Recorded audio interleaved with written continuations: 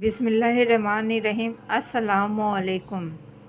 رات کا نہ جانے کون سا پہر تھا جب اسما کی آنکھ کھل گئی۔ اس کا دل زور زور سے دھڑک رہا تھا۔ اسے ہمیشہ کی طرح ہی یہ آج بھی محسوس ہو رہا تھا جیسے کہ کسی نے اسے گہری نیند سے زبردستی جگایا ہو۔ اس نے ہاتھ سے ماتھے پر آیا پسینہ صاف کیا اور آہستہ سے اٹھ کر بلب کا بٹن دبایا۔ پل بھر میں پورا کمرہ روشنی میں نہا گیا۔ اس نے سکون کا سانس لیا، مگر یہ سکون بھی عارضی ہی ثابت ہوا۔ اس کے کمرے کی کھڑکی جو کہ باہر کی طرف کھلتی تھی اور وہاں سے کھیت صاف نظر آتے تھے، اس نے وہاں نظر ڈالی تو وہ کھلی ہوئی تھی اور اسی لمحے اسے ایک تاریک سایہ اندر داخل ہوتا دکھائی دیا۔ ڈر کے مارے اس کی چیخ نکل گئی۔ وہ آہستہ آہستہ کانپتے ہونٹوں کے ساتھ درود شریف اور آیت الکرسی کا ورد کرنے لگی۔ میرے ساتھ یہ پہلی بار ہرگز نہیں ہو رہا تھا۔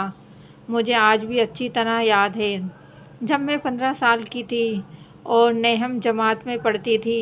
میرے 2 بھائی اور 2 بہنیں تھیں۔ میں ڈیرہ غازی خان کے ایک قریبی گاؤں میں پیدا ہوئی۔ ابو گاؤں میں ہی کھیتی باڑی کرتے تھے۔ وہاں یہ بات زد عام تھی کہ اس گاؤں میں جنات کا بسیرا ہے، اور جس بستی میں رہتی ہوں وہاں بھی تقریباً ہر دوسرے بندے پر جنات ہیں۔ خیر، ہماری بستی کے تھوڑے دور مٹی سے بنی ایک کوٹھی تھی جس میں ایک چھوٹا سا کمرہ تھا جو مٹی سے بنا ہوا تھا اور ہمیشہ بند ہی رہتا تھا۔ اس کے ارد گرد اینٹوں کی دیواریں تھیں اور وہاں کسی کو بھی جانے کی اجازت نہیں تھی۔ بڑوں کا کہنا تھا کہ وہ جگہ بھاری ہے اور وہاں کسی برے سائے کا بسیرا ہے، اس لیے وہاں کوئی عورت تو کیا، رات میں مرد بھی جانے سے ڈرتے تھے۔ وہ جگہ دن میں بھی بہت پر اسرار لگتی تھی۔ بستی سے تھوڑا دور کھیتوں میں وہ کوٹھی واقع تھی۔ ارد گرد کھیت اور درمیان میں وہ کوٹھی۔ اس کے قریب ہی ایک بڑا اور گھنا سا درخت۔ دیکھتے ہی رونگٹے کھڑے ہو جاتے تھے۔ جس زمین پر وہ کوٹھی اور درخت تھا، اس زمین کا مالک کئی بار اس کوٹھی کو ختم کرنے کی کوشش کر چکا تھا، مگر کوئی بھی وہ کوٹھی توڑنے اور درخت کاٹنے کو تیار نہ تھا۔ اس نے کئی بار مولوی کو بلا کر وہاں قرآن مجید پڑھوا کر اس سائے کو ختم کروانے کی کوشش بھی کی گئی، مگر قرآن مجید شروع کرتے ہی وہاں سے ایسی خوفناک آوازیں آنا شروع ہو جاتی کہ روح تک کانپ اٹھتی تھی۔ وہ آج تک اسے ختم کرنے میں کامیاب نہ ہو پائے تھے۔ خیر، مجھے بھی وہاں جانے سے منع کیا گیا تھا اور میں وہاں جاتی بھی نہیں تھی، مگر میری قسمت مجھے وہاں تک لے گئی۔ اس دن عید کا دن تھا اور ہم خوب تیار شیار ہو کر خوشبو لگا کر باہر سیر کو نکل پڑے۔ میرے ساتھ میری بہن اور گاؤں کی لڑکیاں بھی تھیں۔ ہم گھومتے گھومتے پتہ نہیں کیسے اس جگہ پہنچ گئے تھے، مگر کسی نے دھیان ہی نہ دیا اور ہم اس درخت کے سائے میں بیٹھ کر باتیں کرنے لگے۔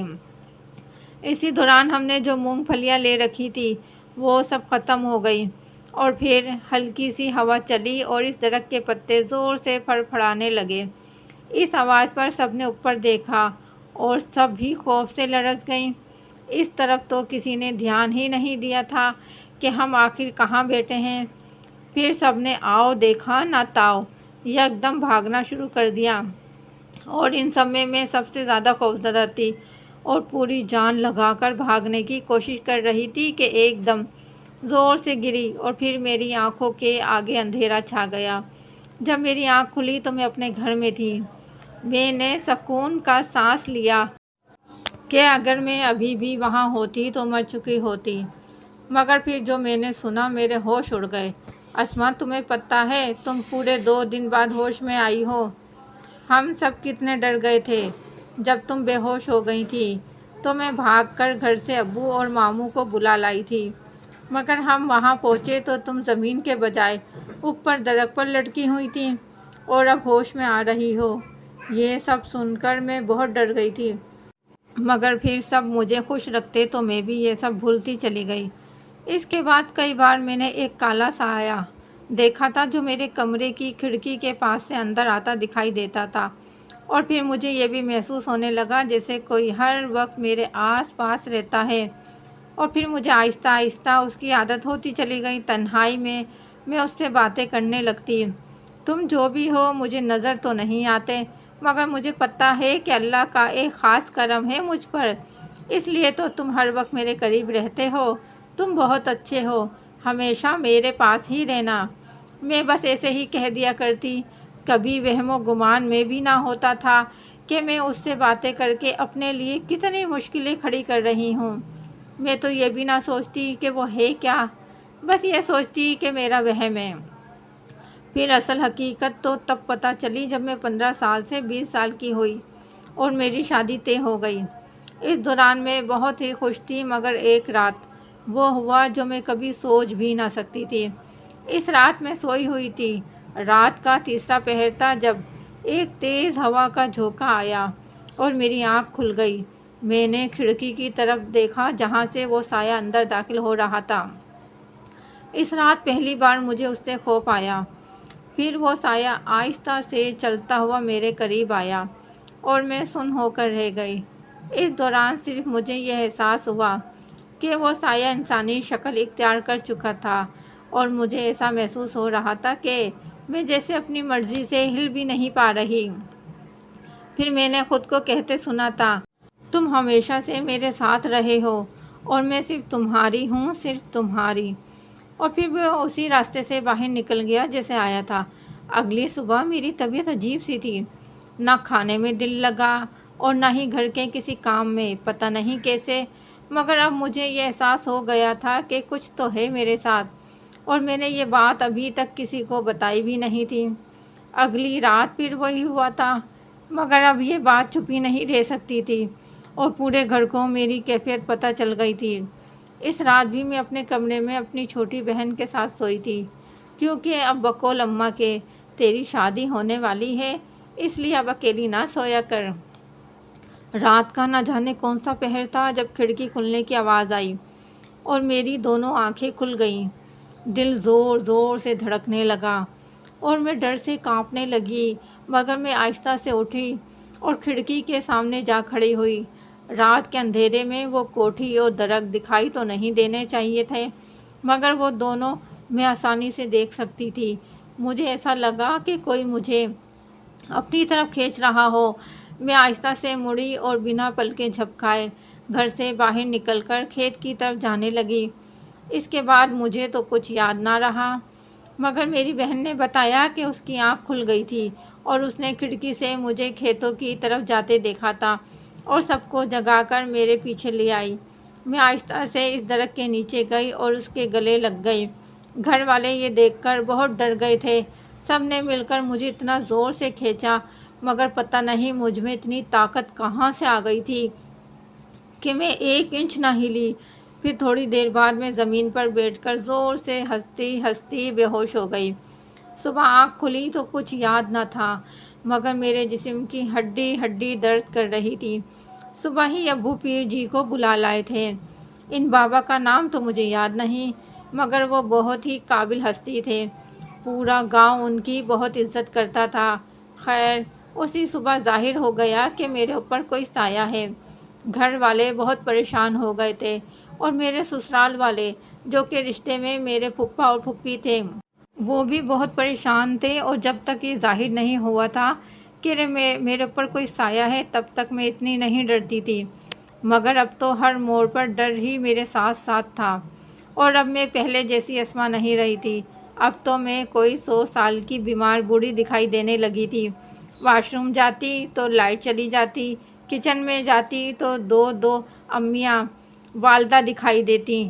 پھر وہ پیر جی آئے اور انہوں نے بتایا کہ سادگی سے میرا نکاح کر دینا چاہیے، مگر چونکہ پھوپھی کو بھی سب پتہ تھا اس لیے وہ بھی کچھ پریشان ہو گئی تھی۔